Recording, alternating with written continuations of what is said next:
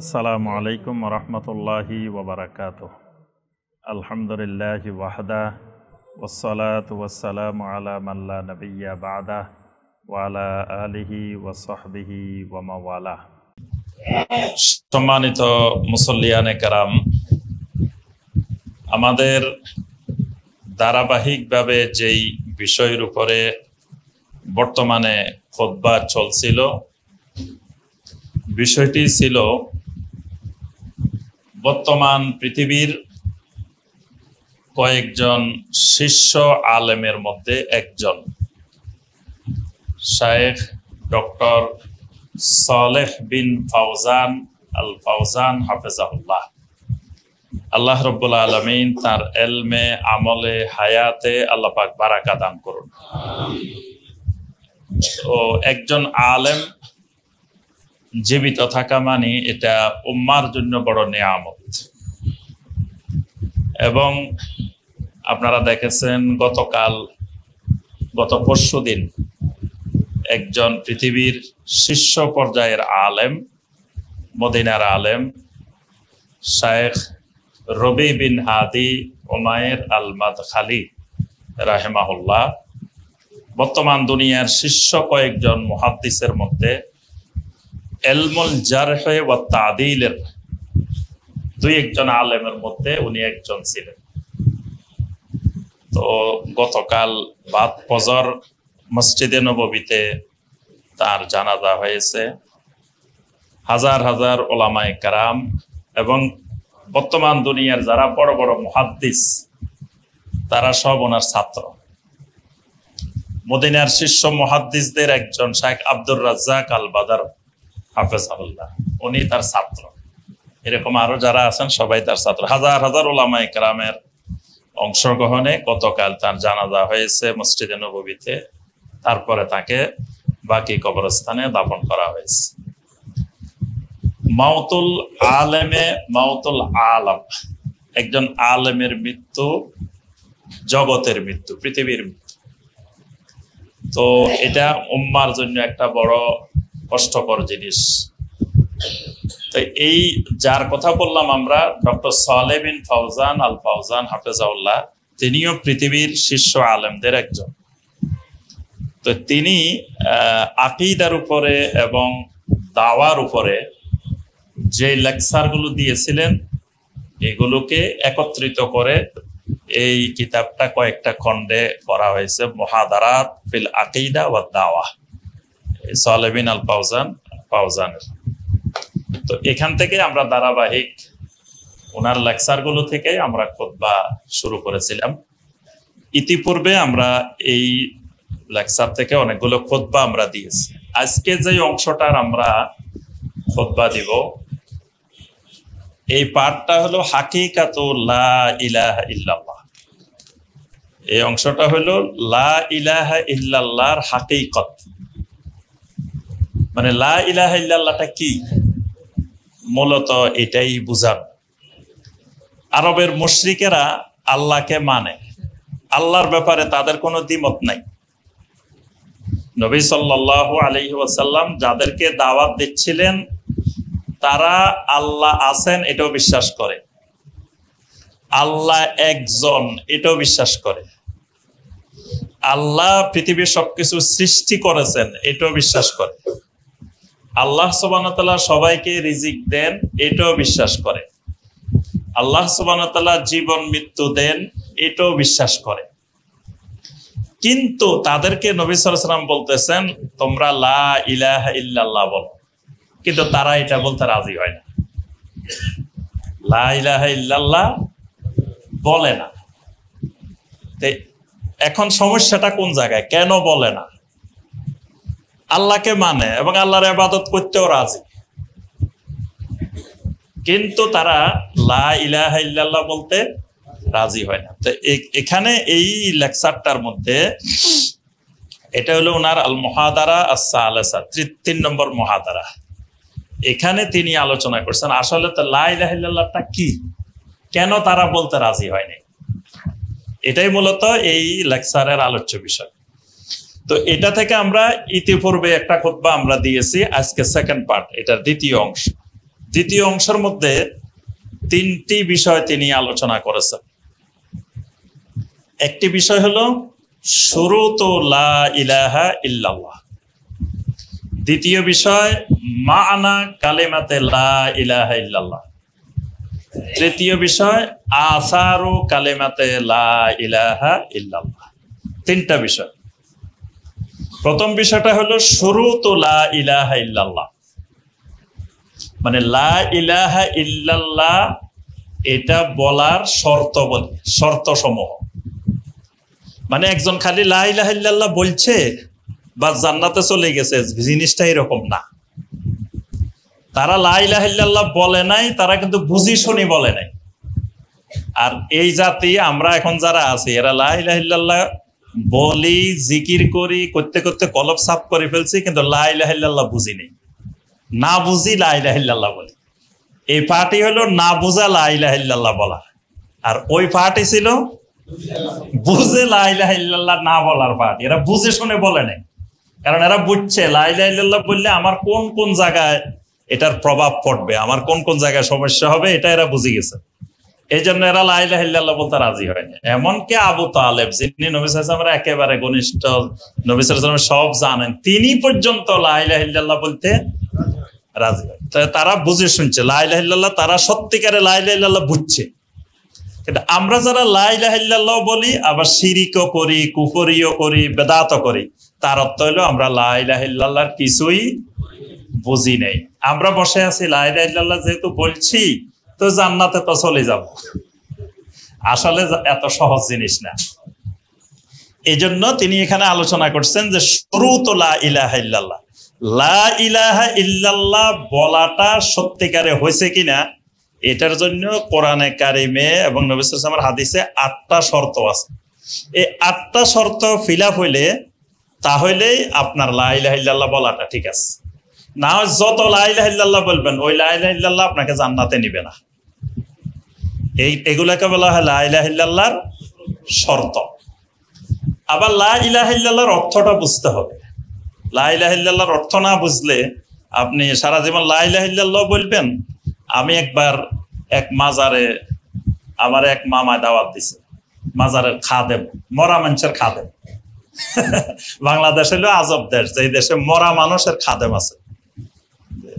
খাদেম থাকে জীবিত মানুষের, কিন্তু বাংলাদেশে আছে কি মরা মানুষের খাদেম। তো মরা মানুষের খাদেম আমাকে একদিন দাওয়াত দিছে, আমি তখন ক্লাস 8-এ পড়ি। তো বলছে, মামা আমাদের এখানে ওরস আছে, তো আসো একদিন।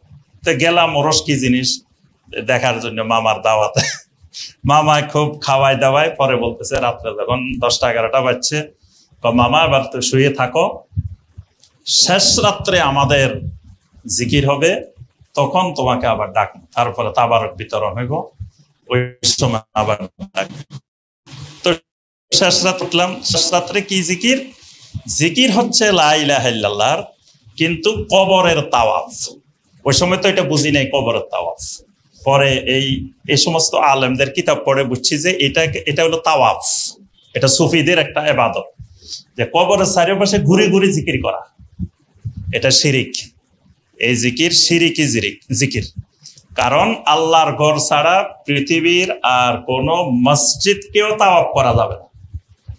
কবর তো দূরের কথা, যদি আমরা সরকার বাড়ি মসজিদের চারিদিকে ঘুরে ঘুরে তাওয়াফ করি, এটাও শিরিক হবে।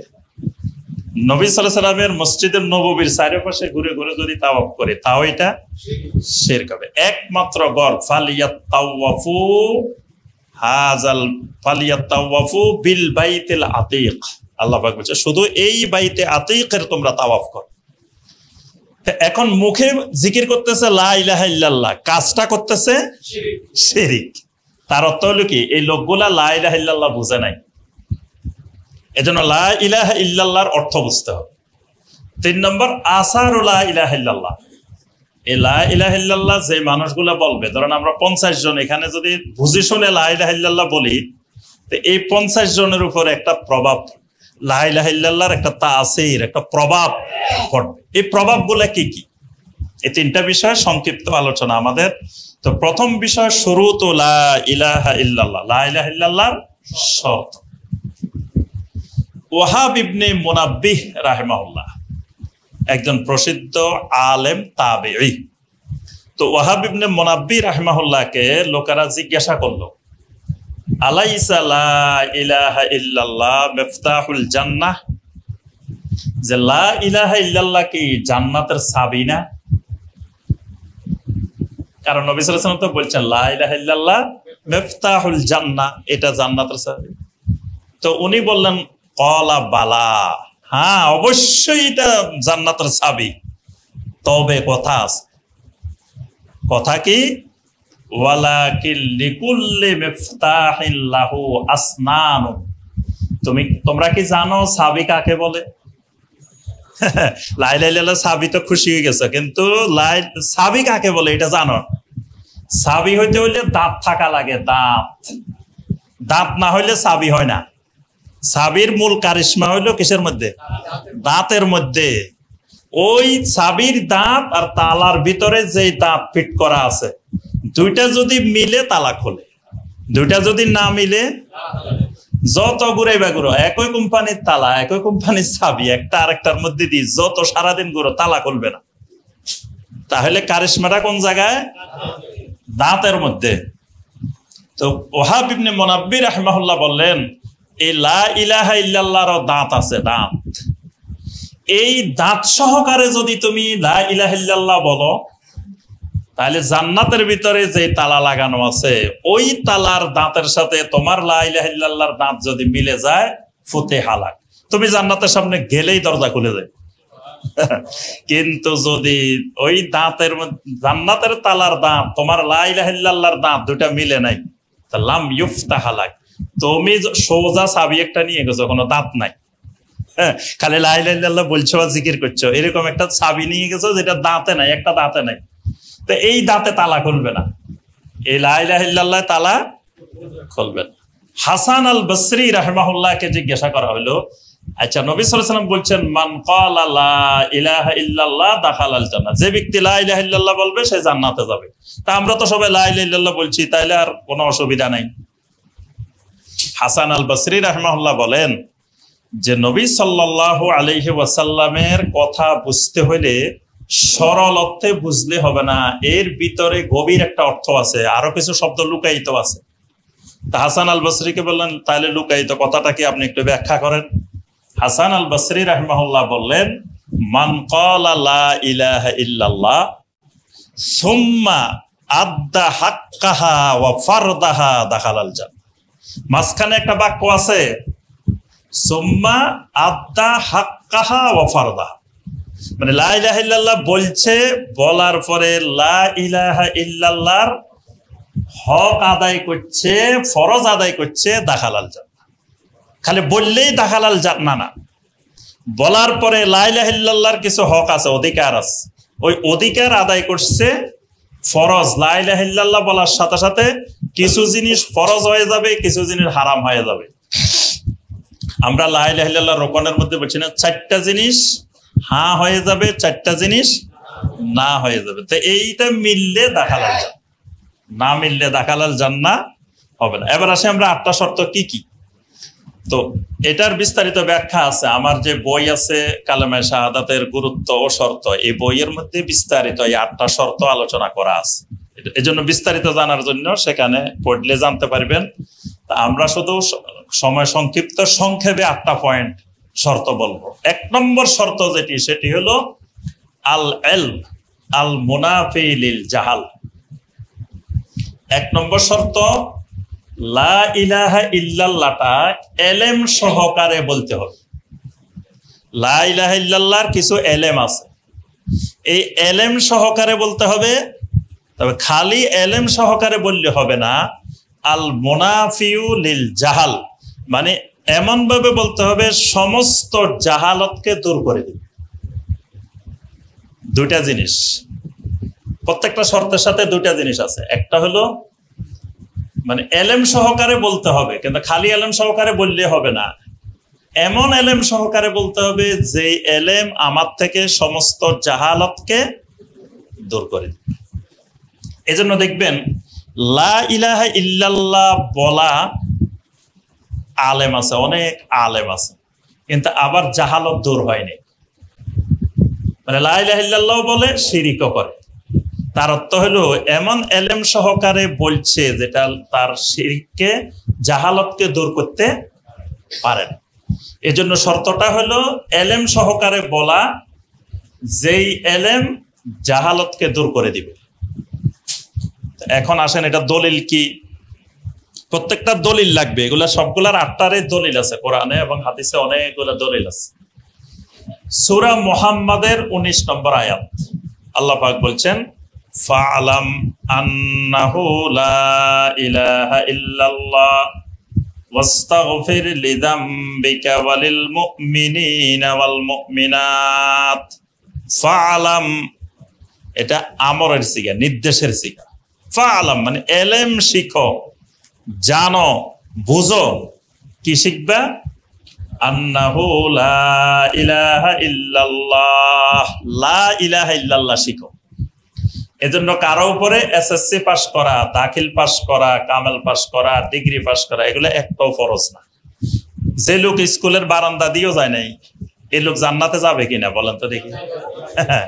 কেন? কারণ না, এই লোকের তো আল্লাহ পাক ফরজ করে নাই যে তুমি এসএসসি পাস করতে হবে বা ক্লাস 8 পাস করতে হবে বা 5 পাস করতে হবে, এরকম আল্লাহকে ফরজ করছে? তাহলে এই সার্টিফিকেট অর্জন করা এগুলো একটাও ফরজ না। কিন্তু একটা এলেম আছে, এটা সবার উপরে ফরজ। সেটা কিসের এলেম? লা ইলাহা ইল্লাল্লাহর এলেম। এই এলেমটার ব্যাপারে আল্লাহ পাক সবার উপরে ফরজ করেছেন। ফাআলাম আন্নাহু লা ইলাহা ইল্লাল্লাহ। তাহলে লা ইলাহা ইল্লাল্লাহর এলেম ফরজ। এলেম নাই তো সে লা ইলাহা ইল্লাল্লাহ বলা হবে। আচ্ছা, এখন আসেন লা ইলাহা ইল্লাল্লাহর এলেমটা কি?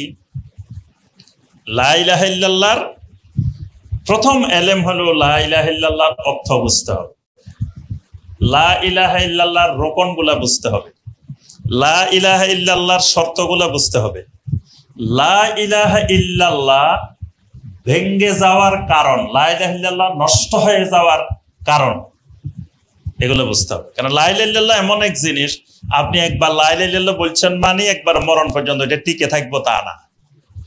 মাঝখানে যদি আপনি এমন কোন কাজ করেন যেটা লা ইলাহা ইল্লাল্লাহকে নষ্ট করে দিবে, তাহলে আপনার লা ইলাহা ইল্লাল্লাহ শেষ।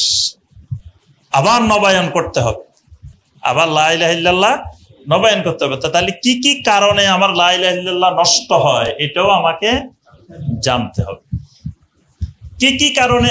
একটা কারণ আছে লা ইলাহা ইল্লাল্লাহ একেবারে বাতিল, টোটালি বাতিল। ধরেন 3 তালাক হয়েছে, 3 তালাক হলে আবার বউ ফিরিয়ে আনার অধিকার আছে? যেমনেই হোক 3 তালাক হয়ে গেছে ধরেন, আর আনার কোনো অধিকার? 1 তালাক হয়েছে, তাহলে আনার অধিকার আছে। লা ইলাহা ইল্লাল্লাহকে নষ্টকারী 2 ধরনের বিষয় আছে। এক ধরনের বিষয় আছে এই কাজগুলো করলে লা ইলাহা ইল্লাল্লাহ একেবারে শেষ, আপনার ভিতরে আর লা ইলাহা ইল্লাল্লাহর যাররা পরিমাণও নাই। এবার যদি আপনি লা ইলাহা ইল্লাল্লাহ বলতে আবার নতুন করে আবার লা ইলাহা ইল্লাল্লাহ বলতে হবে, নতুন করে শুরু করতে হবে। আগের জীবনের সমস্ত আমলও শেষ, যা করছেন সব ডিলেট হয়ে গেছে, একেবারে ডিলেট, কিচ্ছু নাই আর আমল নামার মধ্যে। এটা হলো এক ধরনের কারণ। আরেক ধরনের কারণ আছে লা ইলাহা ইল্লাল্লাহকে নষ্ট করবে না, একবারে বাতিল করবে না, তো লা ইলাহা ইল্লাল্লাহকে দুর্বল করে দিবে। লা ইলাহা ইল্লাল্লাহকে কি করবে? দুর্বল করে দিবে। এই জন্যই আল ঈমান ইয়াজিদু ওয়া ইয়ানকুস, ঈমান বাড়ে এবং ঈমান কমে। ঈমান বাড়ে কেমনে? আল ঈমান ইয়াজিদু বিতাআতিল্লাহি আযজা ওয়া জাল, আল্লাহর আনুগত্য যত বেশি হবে ঈমান তত বাড়বে।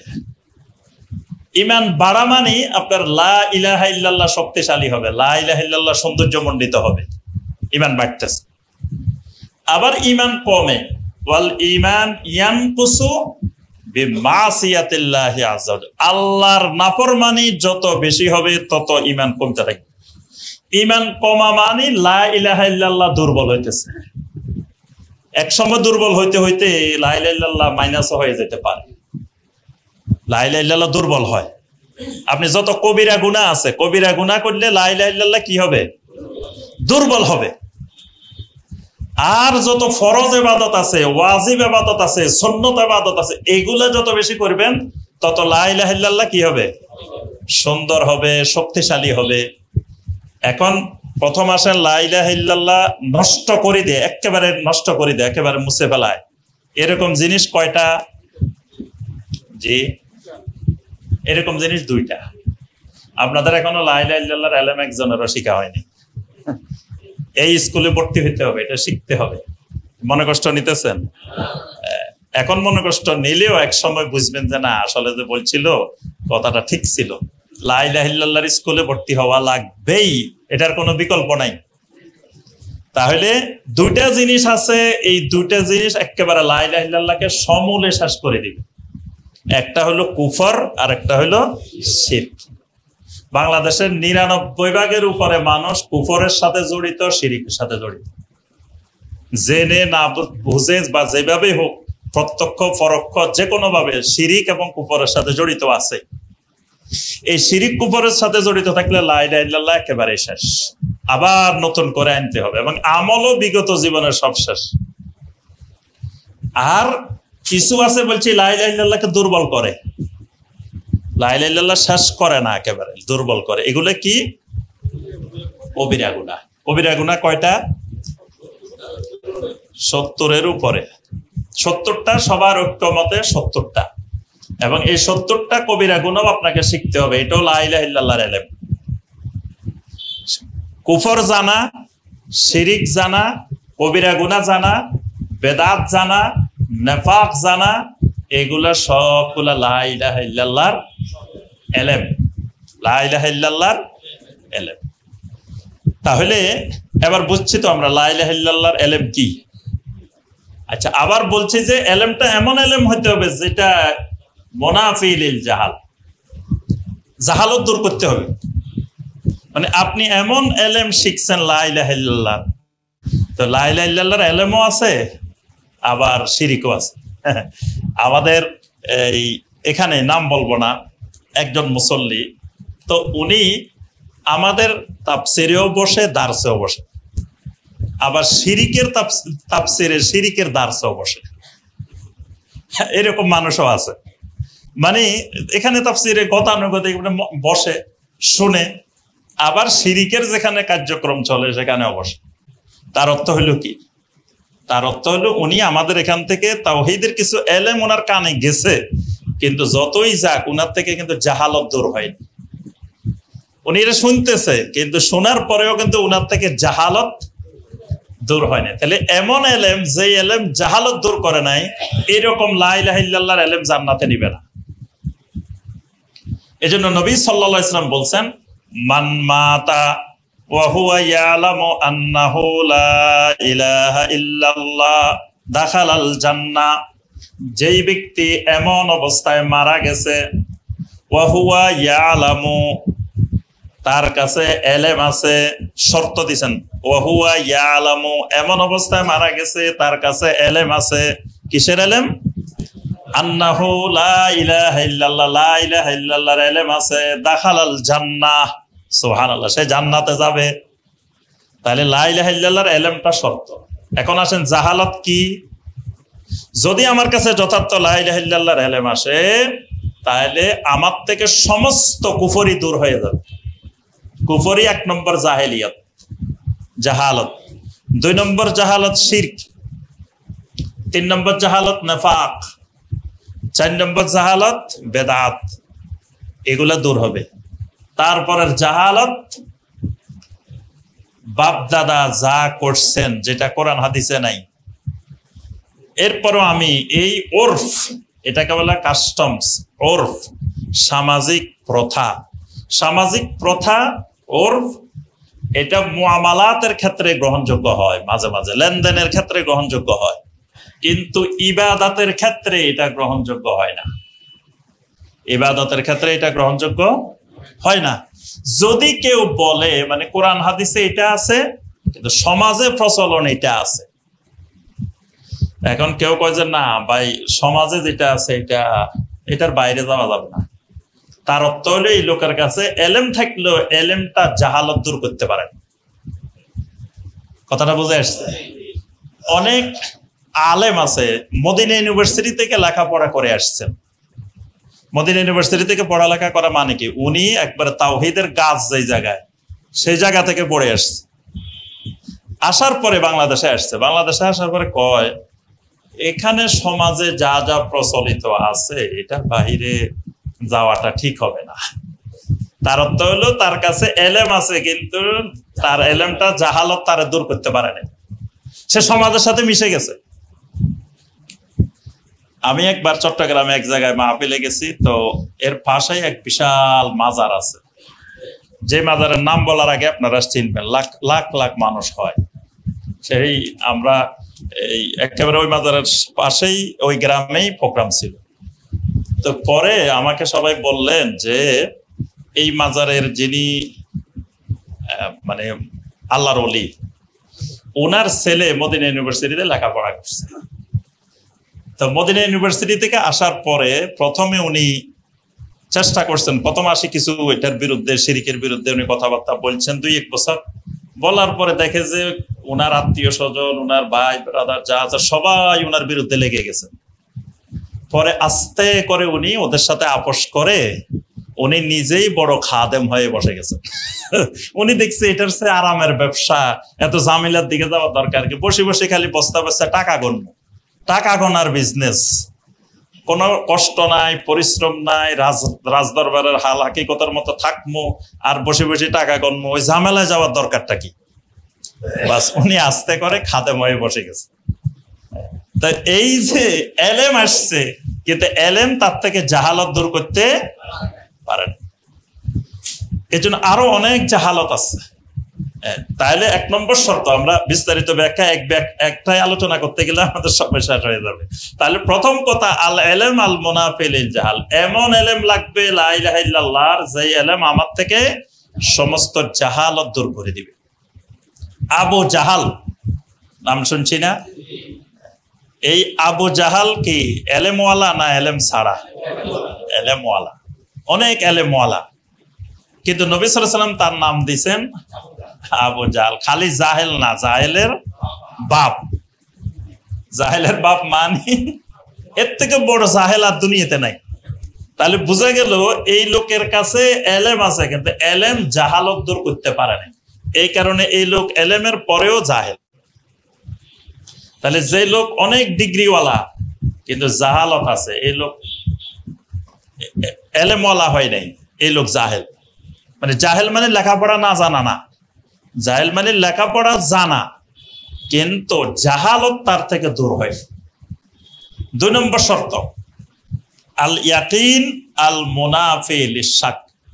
2 নম্বর হলো লা ইলাহা ইল্লাল্লাহ বলার পরে দোদুল্যমান থাকা যাবে না, ভাষা ভাষা লা ইলাহা ইল্লাল্লাহ, মানে লা ইলাহা ইল্লাল্লাহ বলছে কিন্তু ভিতরে ভিতরে সন্দেহ আছে, ও আসলে কবরের আযাব কি আছে কি নাই, জান্নাত আছে কি নাই, ভিতরে ভিতরে সন্দেহ দূর হয় নাই, ইয়াকিন তৈরি হয় নাই। ইয়াকিন, লা ইলাহা ইল্লাল্লাহর একটা শর্ত হলো এটা ইয়াকিন সহকারে বলতে হবে। ইয়াকিন, যতক্ষণ ইয়াকিন তৈরি না হবে ততক্ষণ লা ইলাহা ইল্লাল্লাহ কোনো কাজ দিবে না।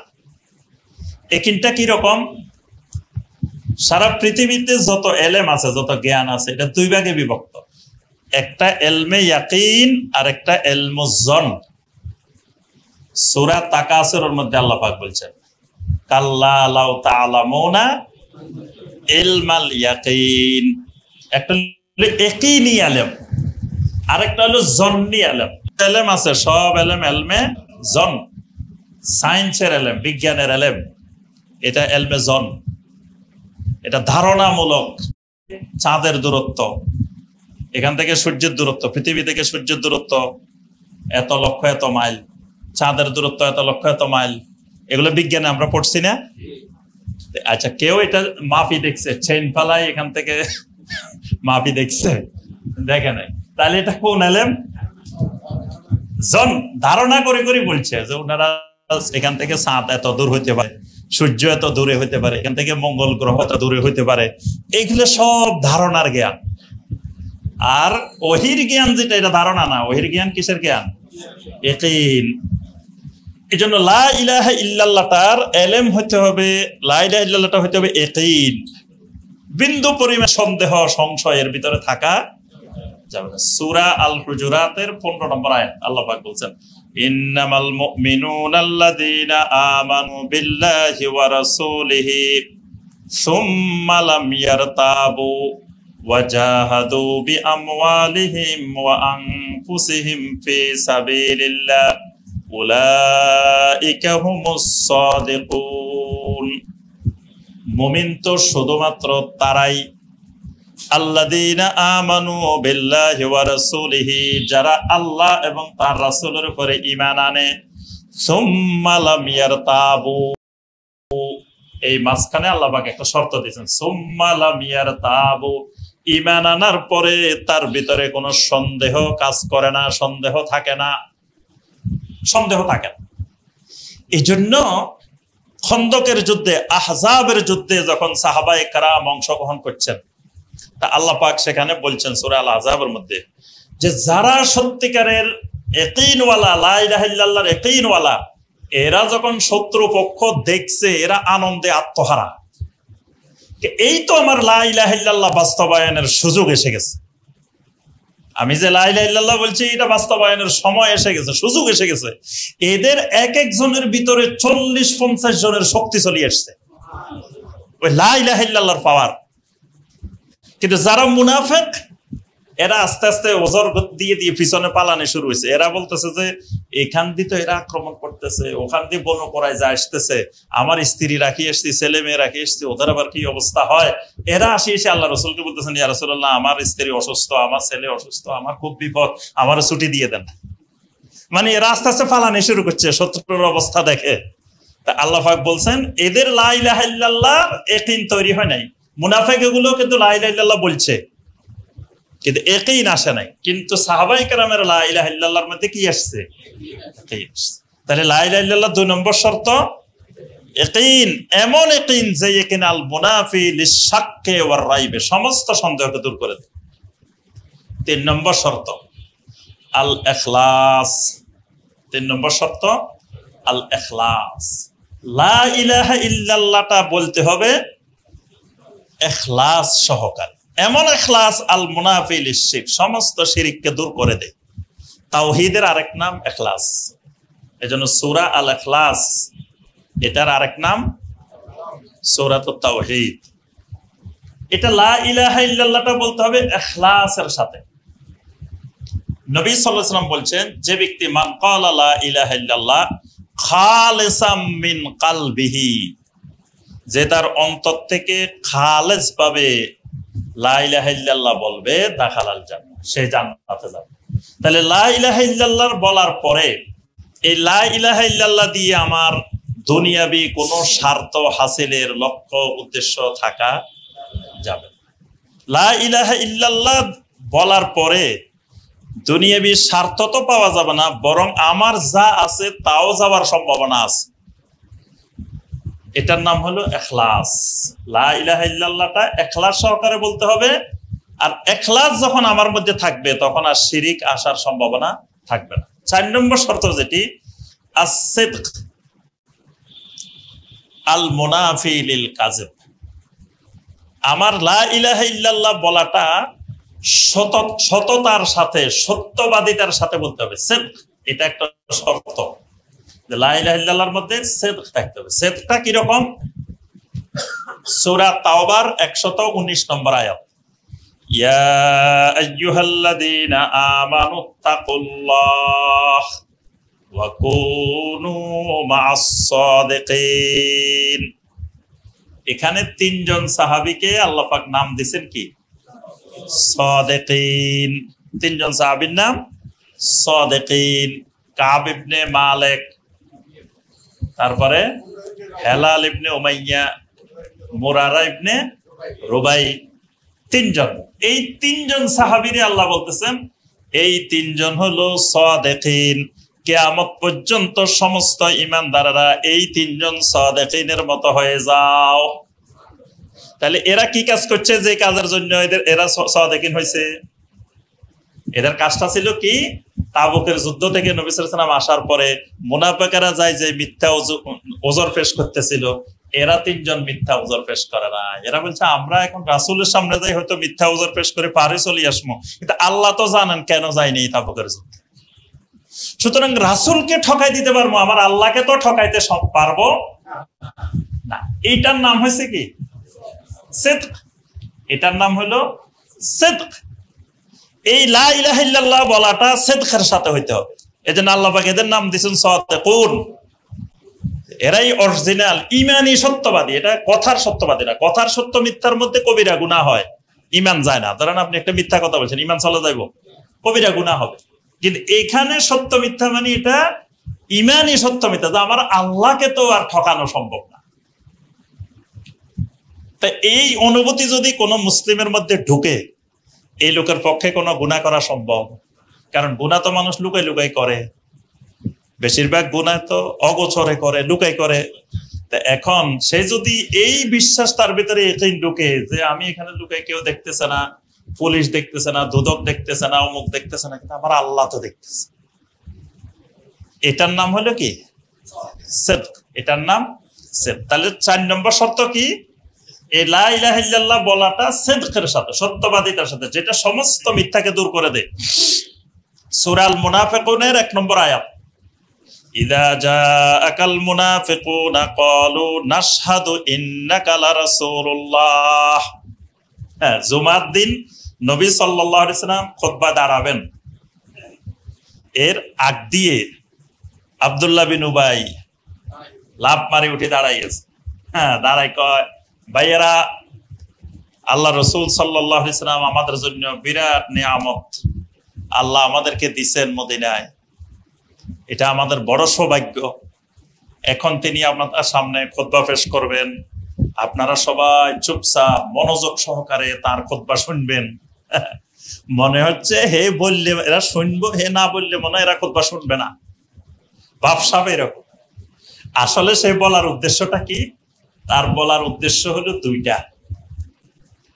একটা হলো জনগণকে বোঝানো যে আমি কিন্তু অনেক প্রভাবশালী মদিনাতে, আমি না হইলে তোমাদের অবস্থা কিন্তু খুব খারাপ হইব, আমার কথা ছাড়া এদিক সেদিক যাওয়ার সুযোগ নাই, মানে মুহাম্মদ সাল্লাল্লাহু আলাইহি ওয়াসাল্লামের পরে আমি বড় লিডার। আরেকটা হইলো দেখবেন ওই যে কোন এলাকায় একজন নেতা গেলে সবাই ছবি তোলার জন্য কি সাবাসাবি, কি ধাক্কা ধাক্কি, মানে বুঝায় যে সে ওই এলাকার বড় লিডার, নেতার সাথে ছবি, এটা তার দলিল, ডকুমেন্ট, অমুক নেতার সাথে ছবি আছে। এখন সে সবাই বুঝাইতে চায়, দেখো আমি রাসূলের আগে কথা বলছি, তার অর্থ কি আমি সবচেয়ে পাওয়ারফুল। আরেকটা হলো নবী সাল্লাল্লাহু আলাইহি ওয়াসাল্লামকে একটা ধমক দেওয়া পরোক্ষভাবে, যে আপনি কি মনে করছেন মানুষ এগুলা সব আপনার অনুসারী, এগুলারা আমি চুপ করে রাখছি বলে চুপ হয়েছে না, কিন্তু এরা আপনার আনুগত্য করতো না। সুতরাং যে কোনো সিদ্ধান্ত নেওয়ার ক্ষেত্রে আমার বাইরে আপনার যাওয়ার সুযোগ নাই। আল্লাহ পাক বলছেন এই মুনাফিকরা যখন আপনার সামনে আসে তখন জোরালোভাবে ঘোষণা দেয়, ইন্নাকা লারাসূলুল্লাহ, অবশ্যই অবশ্যই আপনি আল্লাহর রাসূল। ওয়াল্লাহু ইয়ালামু ইন্নাকা লারাসূলু, আল্লাহ পাক ভালো করেই জানেন আপনি তার রাসূল। ওয়াল্লাহু ইয়াশহাদু ইন্নাল মুনাফিকিনা লাকাযিবুন, তবে আমি আল্লাহ সাক্ষ্য দিচ্ছি এই মুনাফিকগুলো অবশ্যই অবশ্যই বড় ধরনের মিথ্যাবাদী। মানে এরা জবানে যেটা বলতেছে অন্তরে সেটা নাই। এজন্য লা ইলাহা ইল্লাল্লাহর শর্ত হলো এমন সততা, এমন সত্যবাদীদের সাথে বলতে হবে যেটা মিথ্যাকে দূরীভূত করে দেয়। 5 নম্বর শর্ত আল মাহাব্বাহ আল মুনাফিয়া লিল বুগদ। লা ইলাহা ইল্লাল্লাহ বলার পরে 3 ধরনের মাহাব্বা, লা ইলাহা ইল্লাল্লাহ বলার পরে 3 ধরনের মাহাব্বা। মাহাব্বা মানে কি? ভালোবাসা। মাহাব্বা মানে 3 ধরনের মহব্বত তৈরি হতে হবে অন্তরের মধ্যে। যেই মহব্বত সমস্ত অপছন্দতা, সমস্ত মানে মহব্বতের বিপরীত যা আছে এগুলাকে দূর করে দিবে। তো 3 ধরনের মহব্বা কি? নবী সাল্লাল্লাহু আলাইহি ওয়াসাল্লাম একটা হাদিসে এটার ব্যাখ্যা করে দিয়েছেন। নবী সাল্লাল্লাহু আলাইহি ওয়াসাল্লাম বলেন, সালাসুন মান কুন্না ফীহি ওয়াজাদা বিহিন্না হালাওয়াতাল ঈমান। যে ব্যক্তির মধ্যে এই তিনটি বৈশিষ্ট্য থাকবে সে ঈমানের স্বাদ, ঈমানের মজা সাধন করবে। ঈমান যে কত মজার জিনিস এটা সেই বুঝবে। যার কাছে এই তিনটা গুণ থাকবে, যার কাছে এই গুণ নাই সেই ঈমানের মজা পাইতো না, ঈমানটা তার কাছে কঠিন কঠিন মনে হবে। কয় ভাই ইসলামের উপরে চলা এত সহজ নেই, কত কঠিন।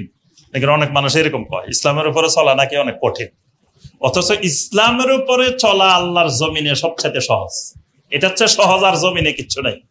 তো তার কাছে কঠিন মনে হয়েছে কেন? সে লা ইলাহা ইল্লাল্লাহর স্বাদে পায় না, মজাই পায়। দেখবেন যে বট খাওয়ার গরুর বুড়ি আছে না, বুড়ির মজা পাইছে, এর কাছে 1 নম্বর খাবার বুড়ি। যে মজা পায় না হে বুড়ি দেখলে খানা এখানে উঠি চলে যায়। এই জিনিসও মানুষ খায়, নাউজুবিল্লাহ। যেখানে টয়লেট থাকে, ময়লা থাকে, এই জিনিস আবার মানুষ খায়। এরকম মানুষও আছে না?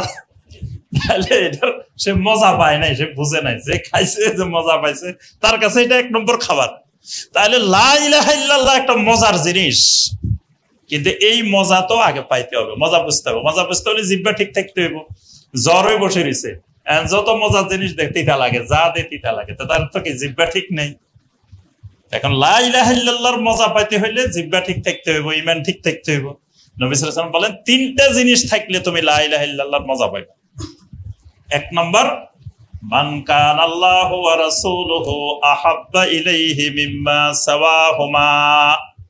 আল্লাহর জমিনে যা কিছু আছে, যত মানুষ আছে, সবার চাইতে আল্লাহ এবং আল্লাহর রসুল যদি তোমার কাছে বেশি মহব্বতের হয়, বাস তুমি ঈমানের মজা পাইবা। আল্লাহ এবং আল্লাহ রসুল হইতে হবে দুনিয়ার মধ্যে যা কিছু আছে, দুনিয়ার মধ্যে যত মানুষ আছে, সবার চেয়ে সবকিছুর চাইতে বেশি মহব্বত। এই লা ইলাহা ইল্লাল্লাহর এটা শর্ত। মানে লা ইলাহা ইল্লাল্লাহ বলার পরে আমার কাছে দুনিয়ার যত জিনিস আছে, টাকা পয়সা সম্পদ, দুনিয়ার যত মানুষ আছে, মা বাবা ভাই বোন স্ত্রী ছেলে মেয়ে, সবার চাইতে আল্লাহ এবং আল্লাহ রসুল বেশি মহব্বতের হইতে হবে, ভালোবাসার হইতে হবে। 2 নম্বর, আন ইউহিব্বাল মারআ লা ইউহিব্বুহু ইল্লা লিল্লাহ। এবার প্রথম তো আল্লাহ এবং আল্লাহ রসুল আমার সবচাইতে বেশি প্রিয়। 2 নম্বরে দুনিয়ার যত মানুষ আছে, এই মানুষগুলোর মধ্যে ওই মানুষগুলারে আমি ভালোবাসবো যে মানুষগুলা আল্লাহ এবং রাসূলকে ভালোবাসে। তারে ভালোবাসবো কারণ একটা, এই মানুষটা আল্লাহ এবং আল্লাহ রসুলকে ভালোবাসে, এই জন্য আমি তারে ভালোবাসবো। আল্লাহ এবং আল্লাহ রসুলকে ভালোবাসে না, হে আমার বাপ হইলেও এর ভালোবাসি না। এই জন্য ইব্রাহিম আলাইহিস সালাম বলে দিয়েছেন, বাবা তোমার সাথে চিরজীবনের জন্য সম্পর্ক বিচ্ছিন্ন। বাপ কিন্তু সম্পর্ক বিচ্ছিন্ন, কারণ কি? আল্লাহ এবং আল্লাহ রসুলের মহব্বত নাই বাপের মধ্যে। এটা হলো দ্বিতীয় মহব্বা। যদি ওই 1 নম্বরটা ঠিক হয় তো 2 নম্বরটা ঠিক হবে। 3 নম্বর, ওয়া আইয়াকরাহা আন ইয়াউদা ইলাল কুফরে বা'দা ইজ আনকাযাহুল্লাহু মিনান নার। আল্লাহ পাক কুফরি থেকে মুক্তি দিয়ে আমাকে ঈমান দেওয়ার পরে আবার কুফরির দিকে ফিরে যাওয়াকে এমন অপছন্দ করা, যেমন কোন মানুষ আগুনে ঝাঁপ দেওয়াকে অপছন্দ করে। মানে কুফরিকে অপছন্দ করা, এটাও মাহাব্বা। এটা কিসের মাহাব্বা? আল্লাহ এবং আল্লাহ রসুলকে মহব্বতের দলিল। মানে আমি আপনি আল্লাহ আল্লাহ রসুলকে ভালোবাসি কিনা এটা বোঝা যাবে কেমনে? বোঝা যাবে কুফরি এবং কুফরিকারীর সাথে সম্পর্ক ছিন্ন করা। তার অর্থ হলো আমি আল্লাহ এবং আল্লাহ রসুলকে কি করি? ভালোবাসি। এবার মাহাব্বা বুঝছেন? কথা কয় না, বুঝে নাই। ক্লাস যা হবে, ক্লাস অল্প হইব, কিন্তু বুঝে শুনি ক্লাস করব। অঙ্ক একটা কর্ম, কিন্তু এটা বুঝে শুনি। তাহলে বাড়িতে আরো 50টা মিলাই ফেলতে পারবে। 10টা করছি, একটাও বুঝি নেই, তাহলে মিলানো যাবে না। তাহলে মাহাব্বা এটা লা ইলাহা ইল্লাল্লাহর একটা শর্ত। কয়টা গেছে? 5টা। 6 নম্বর হলো আল ইনকিয়াদ। আল ইনকিয়াদ, ইনকিয়াদ মানে আমরা ওদিন তাফসীরেও বলছি, ইনকিয়াদ মানে গলার মধ্যে ফেসাই নেওয়া। ধরেন শীতের দিন মাফলার ফেসাই না আমরা, এটাকে বলে ইনকিয়াদ। ইনকিয়াদ হলো ইসলামের সংজ্ঞার মধ্যে আছে। ইসলাম কাকে বলে? ওয়াল ইনকিয়াদু লাহু বিত্তাআহ, মানে লা ইলাহা ইল্লাল্লাহ বলার পরে আল্লাহর আনুগত্যকে গলার মধ্যে ফেসাই নিতে হবে। এটার নাম ইনকিয়াদ। এমনি লা ইলাহা ইল্লাল্লাহ বলছে, কিন্তু মসজিদের মাইকে ঘোষণা হচ্ছে আশহাদু আল্লা ইলাহা ইল্লাল্লাহ। মসজিদের মাইকে ঘোষণা হইতেছে, মুয়াজ্জিন বলতেছে আশহাদু আল্লা ইলাহা ইল্লাল্লাহ। আবার শেষে আসে বলতেছে লা ইলাহা ইল্লাল্লাহ। আযান শেষ হয় কি দিয়ে? লা ইলাহা। তো এখানে লা ইলাহা ইল্লাল্লাহর ঘোষণা হইতেছে। এই লা ইলাহা ইল্লাল্লাহর ঘোষণা আমার ওখানে কোনো প্রভাব সৃষ্টি করতেছে না। আমি যেমনে দোকানে আগে যেমনে কাজ করতেছি এখনো তেমনি কাজ করতেছি, কোনো নড়াচড়া নাই। আগে যেমনে ঘুমাই রয়েছি এখনো তেমনি ঘুমাই রয়েছি। তার অর্থ হলো এই লা ইলাহা ইল্লাল্লাহ আমার ভিতরে এখনো ঢুকে নাই। কারণ ঢুকলে যেখানে লা ইলাহা ইল্লাল্লাহর আওয়াজ আমি সেদিকে দৌড় দিব, কারণ আমার ভিতরে লা ইলাহা ইল্লাল্লাহ ঢুকছে। তো লা ইলাহা ইল্লাল্লাহ ঢুকে নাই, এই জন্য হে ঘুমাই রয়েছে, আগেও ঘুমাই রয়েছে, লা ইলাহা ইল্লাল্লাহ বলার পরেও ঘুমাই রয়েছে, আগেও দোকানে কাজকর্ম করতেছে, এখনো কাজকর্ম করতেছে। এই যে মসজিদে লা ইলাহা ইল্লাল্লাহ ঘোষণা হয়েছে, এটা কিন্তু তার অন্তরে কোনো প্রভাব সৃষ্টি করে। এটার নাম ইনকিয়াদ। এটা যতক্ষণ প্রভাব সৃষ্টি করবে না ততক্ষণ তার ভিতরে লা ইলাহা ইল্লাল্লাহ আসবে। কয়টা গেছে? 6টা। 7 নম্বর আল কাবুল আল মুনাফি লিল। 7 নম্বর শর্ত হলো কবুল। কবুল তো বুঝেন নাকি? যারা বিয়ে করছেন সবাই কবুল করছেন না? কি খুশি, ভিতরে ভিতরে খুব খুশি। আমি এই প্রস্তাব করলাম, এবার হুজুরে কয় বলেন যে আলহামদুলিল্লাহ আমি কবুল করলাম। তো এই যে কবুল, অ্যাকসেপ্টেন্স, এটা সমস্ত চুক্তির জন্য এটা শর্ত। কবুল কবুল না হইলে কোনো চুক্তি বাস্তবায়িত হবে না। খালি বিয়ে না, আল্লাহর জমিনের কোন চুক্তি, এটা চুক্তির একটা রোকন। ইজাব এবং কবুল, ইজাব কবুল, এটা সমস্ত চুক্তির শর্ত। তো এই লা ইলাহা ইল্লাল্লাহর শর্ত হলো কবুল। কবুল মানে কি? লা ইলাহা ইল্লাল্লাহ বলার পরে কোরআনে কারিমের মধ্যে যা আসবে, নবী সাল্লাল্লাহু আলাইহি ওয়াসাল্লামের সহিহ হাদিসে যা আসবে সবগুলাকে বলতে হবে ইয়েস, কবুল। কবুল। একটাকে যদি কোন ক্রমে কেউ যদি কয় না কবুল করলাম না, লা ইলাহা ইল্লাল্লাহ শেষ। লা ইলাহা ইল্লাল্লাহ সাথে সাথে শেষ। কোরআন এবং সুন্নাহর মধ্যে যা আসবে সব বলতে হবে কি ইয়েস। একজন কয় আমরা খেলাফত রাষ্ট্র ব্যবস্থা চাই না, এই যে আল্লাহর বান্দা বলছে, এই আল্লাহর বান্দা নো বলে ফেলছে, কবুল হয় নাই, তার তো লা ইলাহা ইল্লাল্লাহ ভেঙে গেছে, শেষ। কেউ কয় না আমরা পর্দার বিধান, এটা এইভাবে নারীদেরকে ইয়া করে রাখা, এটা ঠিক হবে না, এই লোকে সব কবুল বলে নাই, লা ইলাহা ইল্লাল্লাহ শেষ। আরেকজন কয় না চোরের হাত কাটা, এটা এই যুগে মানায় না, হইতে পারে না, এই লোক লা ইলাহা ইল্লাল্লাহ শেষ। আরেকজন কয় না জানাকারীর এইভাবে দৌড়া মারা, এইভাবে আপনার শাস্তি হওয়া, পাথর মেরে হত্যা করা, এটা তো সভ্য যুগে হইতে পারে না, লা ইলাহা ইল্লাল্লাহ। এই জাতীয় যে কথা যে লোকেরা বলে, এই লোকদেরকে সমর্থন যারা দেয়, এদেরও লা ইলাহা ইল্লাল্লাহ শেষ। বুঝে আসছে? ভোট আইছে, যাই মাত্র সিল মারে দিছেন, লা ইলাহা ইল্লাল্লাহ শেষ। কি কথাটা বুঝে আসছে? কথাটা আরে বোঝা নাই মানে, কারণ ভোটটা এখানে দিব ঠিক করে রাখছে আগে। লা ইলাহা ইল্লাল্লাহর সাথে সব জায়গার কানেকশন আছে, মনে করি না যে ভোট কেন্দ্রে গেলে লা ইলাহা ইল্লাল্লাহ নাই। লা ইলাহা ইল্লাল্লাহ মানুষের জীবনের যতদূর যাবেন, কোন একটা জায়গা বাথরুমে গেলে এখানেও লা ইলাহা ইল্লাল্লাহ থাকে। লা ইলাহা ইল্লাল্লাহর সেক্টরের বাহিরে কোনো জায়গা জমিনে নাই। তো যেই মানুষ লা ইলাহা ইল্লাল্লাহর কোন একটা শর্তকে, কোরআন হাদিসের কোন বিধানকে নো বলছে, এই লোককে যদি আপনি সমর্থন দেন, আপনিও ওই নো বলার পার্টির ভিতরে, আপনারও লা ইলাহা ইল্লাল্লাহ চলে যাবে। বুঝে আসছে কথাটা? তাহলে 7 নম্বর শর্ত গেল। 8 নম্বর আল কুফর বিমা ইউবাদু মিন দুনিল্লাহ। 8 নম্বর শর্ত হলো লা ইলাহা ইল্লাল্লাহ পরিপন্থী জমিনে যা আছে সব কিছুকে নো বলা। একটা হলো কবুল বলা, কোরআন হাদিসে যা আছে সব কবুল বলা। লা ইলাহা ইল্লাল্লাহর বিপরীত যা আছে এই সবগুলাকে নো বলা, না বলা, অস্বীকার করা। ইব্রাহিম আলাইহিস সালাম তার বাবা এবং কওমকে বলছেন সূরা আল মুজাদালার 22 নম্বর, সূরা আল মুমতাহিনার 4 নম্বর আয়াত। ইব্রাহিম আলাইহিস সালাম বলেন ইন্না কাফারনা বিকুম, তোমাদের সবকিছুকে আমরা অস্বীকার করলাম, প্রত্যাখ্যান করলাম, মানি না। কারণ এগুলা লা ইলাহা ইল্লাল্লাহ পরিপন্থী। এই লা ইলাহা ইল্লাল্লাহ পরিপন্থী যত জিনিস আছে জমিনে, এগুলাকে যদি না করতে না পারে তাহলে তার ভিতরে লা ইলাহা ইল্লাল্লাহ আসে না। এই 8টা হলো লা ইলাহা ইল্লাল্লাহর কি শর্ত। এই 8টা শর্ত থাকলে আপনার এই লা ইলাহা ইল্লাল্লাহর জান্নাতের দরজা খুলে যাইব। মানে চাবি 8টা, দাঁত 8টা ঠিক আছে। এই লা ইলাহা ইল্লাল্লাহর মধ্যে 8টা দাঁত আছে। জান্নাতের তালা যেটা লাগানো এটার মধ্যে এরকম 8টা গাঁট আছে। এই 8টা নিয়ে যাবেন, সুন্দর মতো চাবি জান্নাত খুলে যাব। এই 8টার একটা নাই, একটা ভাঙ্গি গেছে। বাস, এবার যত চেষ্টা করবেন আর জান্নাতের তালা খোলার সম্ভাবনা নাই। এবার আসেন মানা লা ইলাহা ইল্লাল্লাহ। আমাদের সময় প্রায় শেষ। এটার উপরে আলোচনা বেশি করছি, এই আলোচনাটা কম হয় একেবারে বাংলাদেশে বিরল। কিন্তু আরব দেশের একটা শিশুও এই 8টা মুখস্থ পারে। যারা প্লে নার্সারিতে পড়ে ওদেরকে এই 8টা প্রথমে মুখস্থ করায়, 8টা শর্ত মুখস্থ করায়। তো বাংলাদেশে মুফতি সাহেব হয়ে যাওয়ার পরেও যদি জিজ্ঞেস করেন ভাই লা ইলাহা ইল্লাল্লাহ শর্ত, আমার এই বই লেখার পরে একজন বড় ইসলামিক স্টাডিজের উপরে পিএইচডি করা এক প্রফেসর আমাকে জিজ্ঞেস করতেছে, ইমাম হোসেন তুমি এটা কি বই লিখছো যে কালেমায়ে শাহাদাতের শর্ত? কালেমায়ে শাহাদাতের আবার শর্ত কিসের?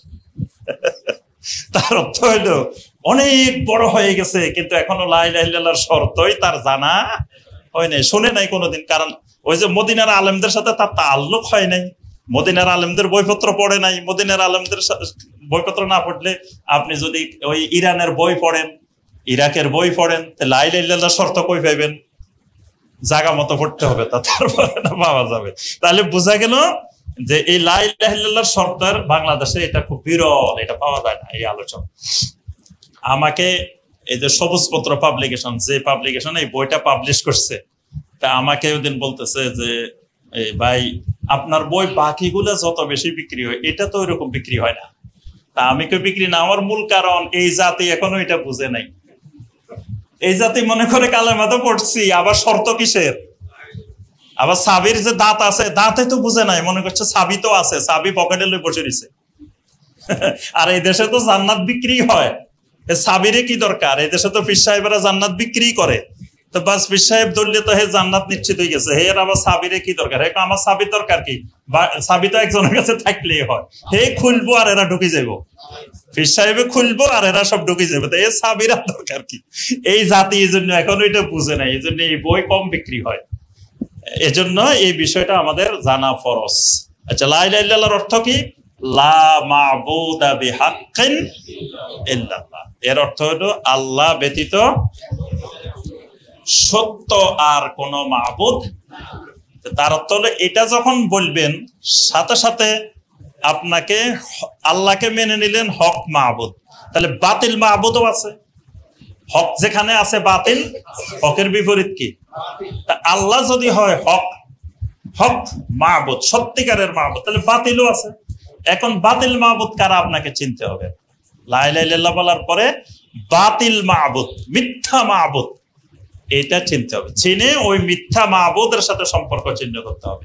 এবং আল্লাহ ছাড়া কারোর জন্য ইবাদতের যাররা পরিমাণও দেওয়া যাবে না। এই জন্যই নবী সাল্লাল্লাহু আলাইহি ওয়াসাল্লাম আরবের মুশরিকদেরকে বললেন কুলু লা ইলাহা ইল্লাল্লাহ, তোমরা লা ইলাহা ইল্লাল্লাহ বলো। এরা জবাবে কি বলছে?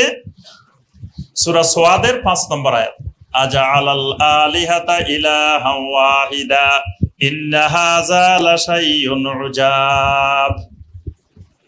আমরা চিন্তা করতেছি মা'বুদ 361 থেকে আর বাড়ানোর জন্য। আমাদের এখন প্রক্রিয়া চলতেছে মা'বুদ আরো বাড়ানো দরকার, কারণ 361 জন থাকার পরে আমরা শান্তিতে নাই, অশান্তির মধ্যে আছি। আর মুহাম্মদ সাল্লাল্লাহু আলাইহি ওয়াসাল্লাম আসি আমাদেরকে বলে কি 360টাই নাকি ডিলিট করে মাইনাস করে দিয়ে একমাত্র আল্লাহকে মা'বুদ মানতে হবে। এটা কেমন কথা? লাশাইউন উজাব। এটা তো এক মহা আশ্চর্যজনক কথা, খালি আশ্চর্যজনক না। ওই যে সপ্ত আশ্চর্য আছে না পৃথিবীর, এটা তো মহা আশ্চর্যজনক, 1 নম্বর আশ্চর্যজনক কথা। 1 নম্বর আশ্চর্যজনক কথার কি হলো? লা ইলাহা ইল্লাল্লাহর মধ্যে এরা তো আল্লাহরে মানেই, কিন্তু তাদের কাছে মনে হয়েছে লা ইলাহা ইল্লাল্লাহটা 1 নম্বর আশ্চর্যজনক কথা। এর আরো ব্যাখ্যা আছে এই আয়াতের মধ্যে, সূরা সাফফাতের 35 নম্বর আয়াত, ইন্নাহুম কানু ইযা কিলা লাহুম লা ইলাহা ইল্লাল্লাহু ইস্তাকবিরুন ওয়া ইয়াকুলুনা আ ইন্না লাতারিকু আলিহাতিনা লিশাইরিম মাজনুন। এদেরকে যখন বলা হলো লা ইলাহা ইল্লাল্লাহ বলো, ইয়াস্তাকবিরুন, এরা অহংকার প্রদর্শন করলো, এরা অস্বীকার করলো, বলবে না। কেন বলবে না? ওয়ায়াকুলুনা আইন্না লাতারিকু আলিহাতিনা লিশাইরিম মাজনুন। কারে মিয়া, এক পাগল কবি আসি বলতেছে লা ইলাহা ইল্লাল্লাহ বলো, ওই পাগল কবির কথায় কি আমরা আমাদের ওলিয়া উলিয়া ছাড়তে পারি? নবী সাল্লাল্লাহু আলাইহি ওয়াসাল্লামকে বলতেছে শাইরিম মাজনুন, যে নবী সাল্লাল্লাহু আলাইহি ওয়াসাল্লাম বলছে লা ইলাহা ইল্লাল্লাহ বলো, তাহলে এরা লা ইলাহা ইল্লাল্লাহ বুঝি গেছে, কিন্তু লা ইলাহা ইল্লাল্লাহ বুঝছে, এরা সত্যিকারে লা ইলাহা ইল্লাল্লাহ বুঝছে। এরা বুঝছে লা ইলাহা ইল্লাল্লাহ বললে আমাদের যে 360 জন আছে এদেরকে রাখার সুযোগ নেই। এমনকি এই 360 জন এদের কাছে এত মহব্বতের ছিল, আমরা ওই যে তাইফের লাত দেবতা ভাঙ্গার ঘটনা বর্ণনা করছিলাম না, কয়দিন ধরে মহিলারা কান্নাকাটি করছিল, ভিলাপ ধরে লাত দেবতার চতুর্পাশে মহিলারা গড়ায় গড়ায় কাঁদছে, খালি লাত দেবতা ভেঙে ফেলবো এই জন্য। এমনকি আরো জঘন্য কথা, আব্রাহা যখন ইয়েমেন থেকে বাইতুল্লাহ ধ্বংস করার জন্য আসছে, তখন তায়েফ হয়ে আসছে। এই তায়েফ দিয়ে আসার সময় এরা প্রথম মনে করছে প্রতিরোধ করবো আব্রাহাকে, পরে চিন্তা করতেছে আব্রাহাকে যদি প্রতিরোধ করি তা আব্রাহা আমাদের লাত দেবতা ভাঙিয়ে ফেলতে পারে। পরে তারা আব্রাহার কাছে গেছে, যাই সমঝোতা করছে যে লাত দেবতা আমাদেরকে রক্ষা করবা, এটার উপরে আক্রমণ করবে না, ওজনে তোমাদেরকে বাইতুল্লাহ চিনার জন্য আমাদের আবু রিগালকে তোমাদের সাথে রাহাবার হিসেবে দিয়ে দিলাম। এই জন্য আবু রিগালের কবর কিন্তু এই মক্কা মুকাররমার পাশে। আরবের লোকেরা যুগ যুগ ধরে তার কবরে জুতা নিক্ষেপ করত, এই আবু রিগালের কবর। কেন? ওই আবু রিগাল বাইতুল্লাহর ভাঙ্গার জন্য আব্রাহাকে রাস্তা দেখায় মক্কায় নিয়ে আসছে। কোন শর্তে? লাত দেবতার মন্দির ভাঙ্গা যাবে না, লাত দেবতারটা রাখতে হবে, কিন্তু বাইতুল্লাহ ভাঙ্গি ফেললে তাদের আপত্তি নেই, লাত দেবতারটা রাখতে হবে। তো এই কারণে এইখানে স্পষ্ট বলা আছে যে তারা বুঝছে যে লা ইলাহা ইল্লাল্লাহ বললে এই বাতিল মাবুদের ইবাদত করা যাবে না। লা ইলাহা ইল্লাল্লাহর অনেকগুলো প্রভাব আছে। লা ইলাহা ইল্লাল্লাহ বলার পরে প্রথমত যারা লা ইলাহা ইল্লাল্লাহ বলবে সত্যিকারের, এদের মধ্যে একটা ঐক্য তৈরি হয়ে যাবে। কারণ আমিও লা ইলাহা ইল্লাল্লাহ বুঝে শুনে বলছি, আপনিও বলছেন, আমরা 50 জন যদি বুঝে শুনে লা ইলাহা ইল্লাল্লাহ বলি, তখন অটোমেটিক আমাদের মধ্যে একটা কি হয়ে যাবে? ঐক্য তৈরি হয়ে যাবে। এটাকে আল্লাহ পাক বলেছেন ওয়াতাসিমু বিহাবলিল্লাহি জামিআ, আল্লাহর রশিকে সবাই ঐক্যবদ্ধভাবে ধরো। তা আল্লাহর রশি কোনটা? লা ইলাহা ইল্লাল্লাহ। এই লা ইলাহা ইল্লাল্লাহটাই ঐক্যের প্রতীক। লা ইলাহা ইল্লাল্লাহটাই ঐক্যের প্রতীক, মানে লা ইলাহা ইল্লাল্লাহ বুঝে শুনে ওয়ালা লাগবো।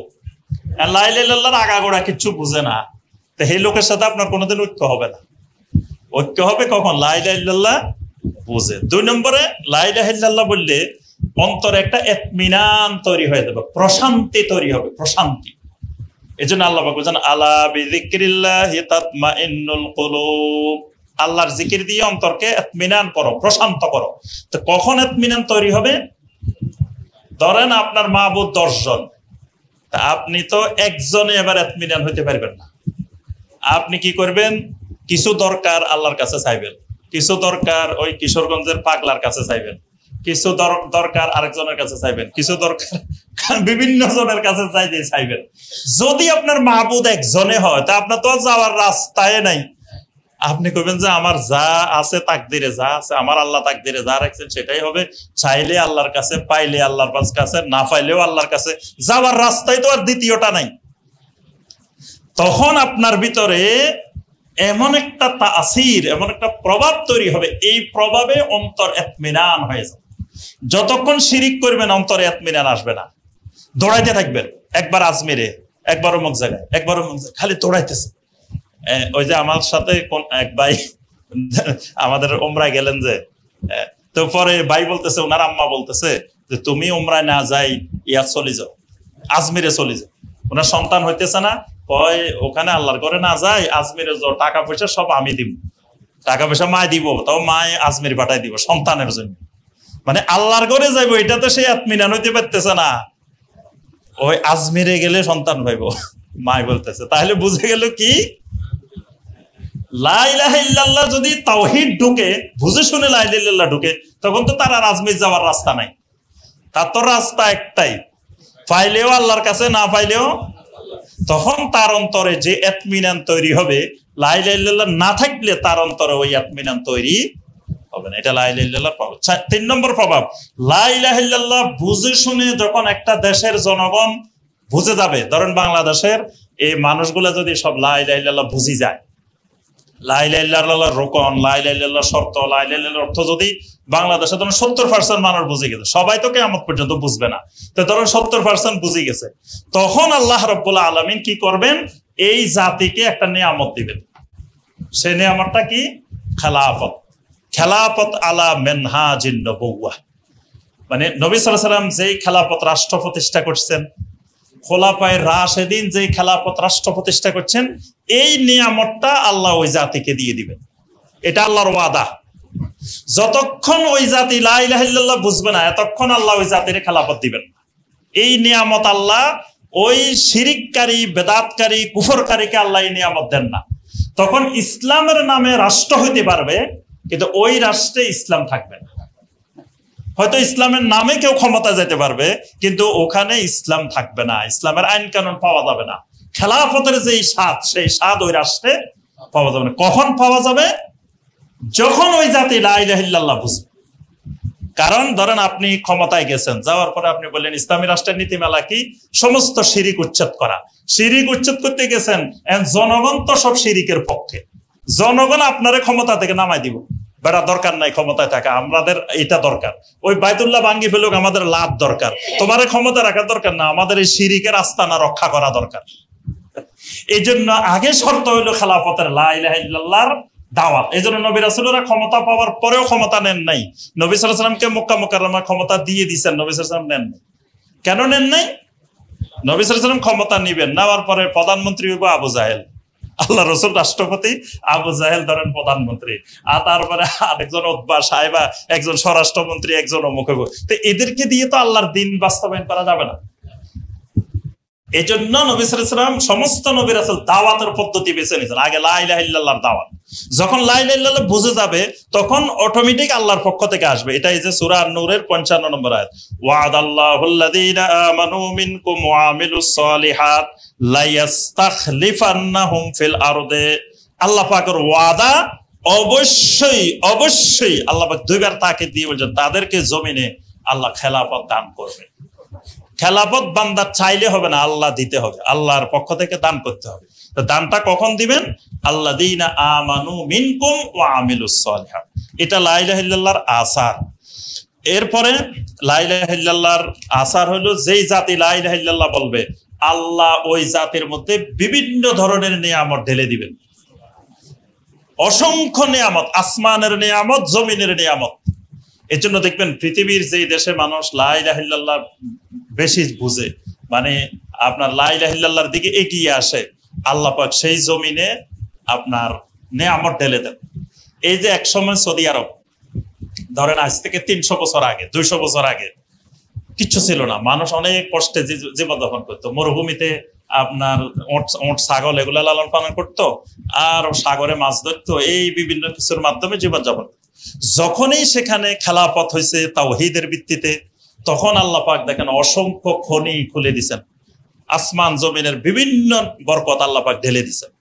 এখন হয়তো তারা আস্তে আস্তে আবার সরে যাইতেছে, এবং এটা সরবে, এটা স্বাভাবিক, এটাতে আশ্চর্যিত হওয়ার কিছু নাই। অনেকে সৌদি আরব নিয়ে ঘুম আসে না, নিজের দেশের চিন্তা নাই, সৌদি আরব খারাপ হয়ে যেতেছে এই চিন্তায় দেখবেন অনেকের ঘুম নাই, যে সবসময় খালি সৌদি আরবের সমালোচনা। সৌদি আরব খারাপ না হইলে কিয়ামতটা হবে কেমন? কি কিয়ামতের আগে পৃথিবীতে একজনও তাওহীদওয়ালা থাকবে না, একজন তাওহীদওয়ালার উপরে কিয়ামত হবে না। যতদিন জমিনে একজন তাওহীদওয়ালা মুমিন থাকবে, ততদিন কিয়ামত হবে না। তো তাহলে সৌদি আরব যদি তাওহীদের উপরে থাকি যায়, তো কিয়ামত কেমনে হইব? তার অর্থ হইল কিয়ামতের আগে সৌদি আরব তাওহীদ থেকে কি হবে? সরে যাবে, তারপরে যাই কিয়ামত হবে। এর আগে তো কিয়ামত হওয়ার সম্ভাবনা নাই। তো এই জন্য এই মানে লা ইলাহা ইল্লাল্লাহর একটা প্রভাব হলো, আল্লাহ পাক তাদেরকে দুনিয়াতে বিভিন্ন রকমের বরকত দিবেন। আল্লাহ সুবহানাহু ওয়া তাআলা আমাদের সবাইকে লা ইলাহা ইল্লাল্লাহকে জেনে বুঝে ঈমান আনার, জেনে বুঝে আমল করার, এবং এই লা ইলাহা ইল্লাল্লাহর উপরে ইস্তেকামত থাকার, লা ইলাহা ইল্লাল্লাহ নিয়ে মৃত্যুবরণ করার আল্লাহ পাক আমাদের সবাইকে তৌফিক দান করুন। আমিন ইয়া রাব্বাল আলামিন। আসসালামু আলাইকুম রহমতুল্লাহি ওয়া বারাকাতুহু।